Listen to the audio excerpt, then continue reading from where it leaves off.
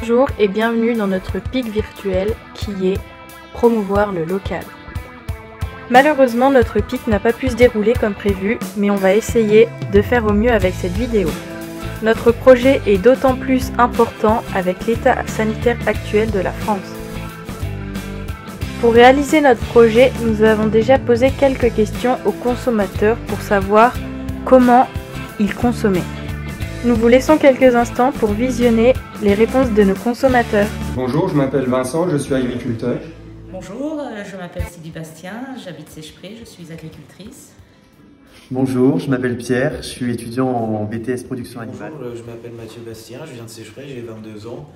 Alors, je suis Anthony de la vie scolaire. Voilà. Oui, donc je suis Madame Relot, infirmière au lycée agricole de Pixérico. Bonjour, je m'appelle Antoine, j'ai 22 ans et je suis commercial dans l'agriculture de Frécilly. Je m'appelle Marius, j'aurai bientôt 10 ans, je suis en CM1. Alors je suis Sébastien, je travaille à la vie scolaire. Alors, première question, selon vous, qu'est-ce que le local?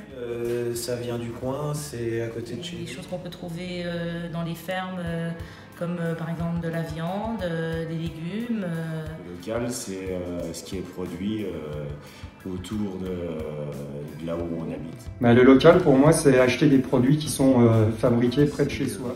Des produits qui viennent je dirais, du département, voire vraiment autour de 30 km. C'est des produits qui ont été confectionnés dans le département ou la région. Pour moi, le local, c'est pour aller jusqu'au nord-est. Producteurs ou de gros producteurs agricoles. Donc ça peut être de produits maraîchers, issus de produits maraîchers, ça peut être issu d'apiculteurs pour les abeilles. Ça peut être issu. Le local, c'est la proximité, c'est le champ à côté de chez moi, c'est l'éleveur, voilà. Entre chaque question, nous aurons l'avis de notre professionnelle Véronique Verdelet. Véronique, c'est une maraîchère bio qui exploite depuis 2002 à Eulemont. Un produit local, c'est un produit que je peux acheter à moins de une dizaine de kilomètres maximum. Peut-être que par exemple pour un pain, ça va être 2-3 km, pour des œufs, c'est peut-être à peu près la même chose, mais par contre pour les légumes, 10-15 km, et pour des céréales, 50-100 km. Alors, consommez-vous local? Oui, tous les jours.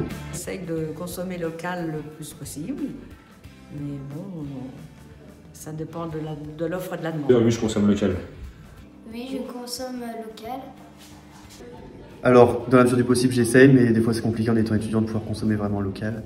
Mais pourquoi est-ce que vous consommez local? Pour la santé, pour le bien-être, et puis au moins je sais d'où ça vient, je sais ce que je consomme par rapport aux pesticides. Donc, d'une part, parce que c'est une question d'éthique, et d'autre part, parce que je soutiens l'agriculture française.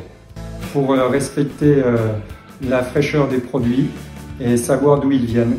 Mais alors, est-ce que c'est cher le local? Non, c'est pas cher, ça va. Oui, c'est peut-être un petit peu plus cher, mais au moins on sait ce qu'on mange. Et ça n'a pas de prix, voilà. Je préfère mettre un petit peu plus cher et puis consommer correctement. Le produit local n'est pas si cher que ça parce que moi je trouve que le prix est juste. Pas plus que le reste, non. Demandons à Véronique si c'est cher. La notion de cher, c'est toujours la notion de qualité, rapport qualité-prix, d'une part, et d'autre part, ce qui est cher, c'est est-ce qu'on considère que un produit qui vient de très très loin et qui est vendu dans une grande surface et qui rémunère mal ses salariés, est-ce que ça c'est cher?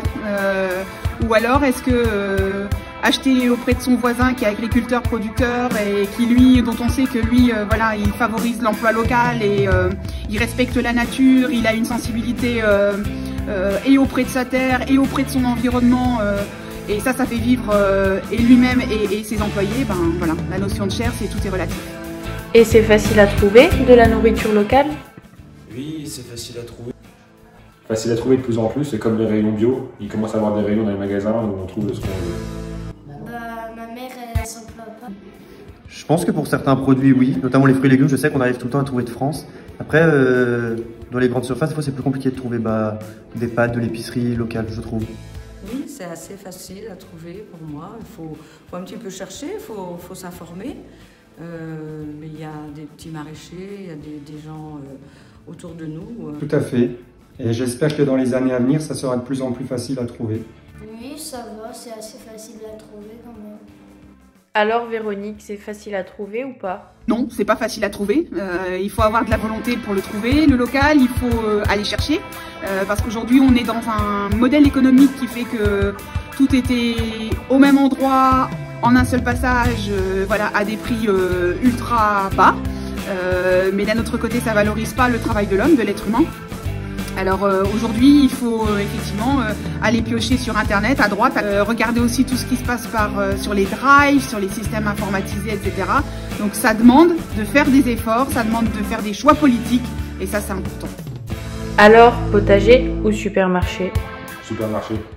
Moi, je serais plutôt potager. Potager. Bah, un peu supermarché, c'est plus facile pour trouver tout à la fois. Potager pendant la belle saison et plutôt grande surface le reste de l'année. Et alors, on cuisine par ici ou pas? Cuisiner, bien sûr. Cuisinier. Cuisiner. Ah, j'aime bien cuisiner. Cuisiner, jamais de plat préparé. Préférez consommer français ou c'est sans préférence pour vous? Oui, je préfère le local français. Français quand même. De préférence français. Moi, je préfère français parce que ça vient de notre pays, donc je sais que c'est très très bon. Français. Français. De la qualité ou de la quantité? Qualité. Moi, je suis plus pour la qualité que la quantité. Qualité et quantité. Je préfère la qualité. La qualité, mais en quantité. Qualité. Des produits frais ou des boîtes? Frais. Frais. Frais, bien sûr. Je préfère en frais. Ça se périme un petit peu plus vite, mais c'est un petit peu plus bon qu'en boîte. Légumes frais. Frais. Pour finir, est-ce que vous êtes favorable au développement de cette consommation locale? Oui, tout à fait. Le développement local, oui, dans les supermarchés. Oui, je suis pour le développement local, vraiment. Il faut qu'on persévère dans ce sens-là. Oui, je suis pour le développement du local. On devrait même retrouver certaines épiceries parce que ça se perd beaucoup, tout ce qui est boucherie, épicerie. Ah oui, je pense qu'il faut vraiment le promouvoir et que c'est vraiment un axe vers lequel il faut tendre de plus en plus. Bon, pour cette question, on connaît la réponse de Véronique. Mais pourquoi favoriser ce développement? Le consommer local, c'est hyper important. D'abord parce que vous favorisez des emplois qui sont non délocalisables sur votre territoire. Donc économiquement, ça n'a pas de prix. Ça permet aussi de faire vivre pas que la personne, c'est aussi les emplois induits derrière, parce qu'il en a besoin, parce qu'on a tous besoin de matériel pour pouvoir fonctionner et produire. C'est aussi, d'un point de vue social, ça maintient des personnes en activité et je pense que c'est extrêmement important. Et comment peut-on être acteur de ce développement? En parler, communiquer, dire que c'est bien, dire que c'est comme ça qu'il faut travailler, c'est participer, enfin prendre des actions aussi dans les systèmes AMAP. C'est aussi faire attention à ses achats et quand on est content, le dire, le faire savoir et communiquer. C'est aussi avoir un retour presque automatique d'une semaine sur l'autre par rapport à une vente de légumes par exemple. On est content tout de suite de ces légumes ou on n'en est pas content et pourquoi et comment et qu'est-ce qui s'est passé sur la production. Donc on peut avoir tout de suite un bon ou un mauvais retour, mais c'est extrêmement important. Et ça permet aussi d'évoluer parce qu'on n'a plus un produit qui est standardisé sur la totalité de l'année. On a un produit qui évolue, qui donc a des saisons. Et ça, c'est aussi important. Il faut reconnaître, par exemple, en grande surface, vous avez 3 ou 4 variétés de salades et les mêmes sur du 1er janvier au 31 décembre. Si vous allez chez un maraîcher, vous allez avoir des salades de l'hiver, des salades du printemps, des salades de l'été, des salades de l'automne. Ce sera des goûts, des formes et des couleurs différentes et donc, voilà, des saveurs aussi différentes. Merci Véronique. Alors vous avez compris, consommer local, c'est consommer responsable. C'est faire vivre son territoire, c'est limiter son impact sur la planète, c'est faire de belles rencontres, c'est participer à une économie vertueuse, c'est aussi redécouvrir le goût des produits et participer à la biodiversité des paysages. Vous voulez des arguments pour en parler? Eh bien on vous en donne. C'est bon pour sa santé car ce sont des produits frais avec une haute qualité nutritionnelle, plein de vitamines et sans conservateurs. C'est positif pour le terroir car derrière des produits locaux, nous avons des savoir-faire artisanaux.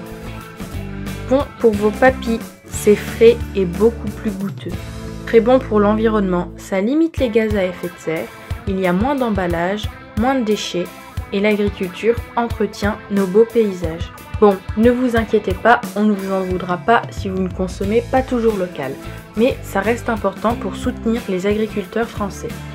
Nous espérons que vous vous êtes déconfinés le temps d'un instant avec nos images d'agriculture qui n'ont certes pas toujours à voir quelque chose avec ce qu'on dit.